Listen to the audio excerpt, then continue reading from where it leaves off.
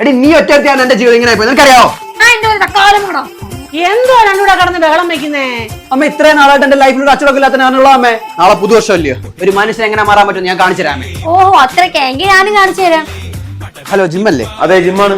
അവിടെ വേക്കൻസി ഉണ്ടോ? ഓ വേക്കൻസി ഒന്നുമില്ല, ഇവിടെ ഓൾറെഡി ട്രെയിനർമാരുണ്ട്. അല്ല ട്രെയിനിങ്ങിന് അഡ്മിഷൻ എടുക്കാൻ വേണ്ടിട്ടാ. എന്നാ പോര്. ജിമ്മിന് പോകാനല്ലേ പ്ലാൻ, ഇപ്പൊ ശരിയാക്കി തരാം. അല്ല ചേച്ചി ഓയോ തുടങ്ങിയോ? അയ്യോ മോളെ, ഓയോട് നമ്പർ ഇതല്ല. ഓയോ അല്ലേ ചേച്ചി യോഗ തുടങ്ങിയോ? കുടുംബശ്രീയുടെ യോഗ ഇന്നലെ കഴിഞ്ഞു മോളെ. എന്റെ പൊന്നു കുടുംബശ്രീയുടെ യോഗം അല്ലേ, യോഗ ക്ലാസ്സിന്റെ കാര്യം ചോദിച്ചാ. യോഗ ക്ലാസ്സിൽ രാവിലെ വന്നാ മതി. പിന്നെ ഇവരിപ്പോ ഒരു പായ എടുക്കാൻ മറക്കല്ലേ. യോഗമായിട്ടാണ് ഉദ്ദേശിച്ച. അത് കൊണ്ടുവരാം. അമ്മ നോക്കിയോ അമ്മേ, ഈ മുതൽ എന്റെ തുണി ഞാൻ തന്നെ അഴുകും. വാഷിംഗ് മെഷീനിൽ കഴിയാൻ പറ്റാത്ത ആർക്ക്? അങ്ങനെയാണെങ്കിലേ കടയിൽ പോയി എല്ലാ ദിവസവും ഞാൻ സാധനം മേടിച്ചോണ്ട്. എന്റെ അടുക്കള പറഞ്ഞ ഞാൻ ഏറ്റു. ആഹാ അത്രക്കയാ. നീ ഇത്രയും നാളായിട്ട് എന്റെ ഡിസിപ്ലിൻ കണ്ടിട്ടില്ലടി. നിന്റെ ഡിസ്പ്ലേ ഞാൻ കൊറേ കണ്ടേ.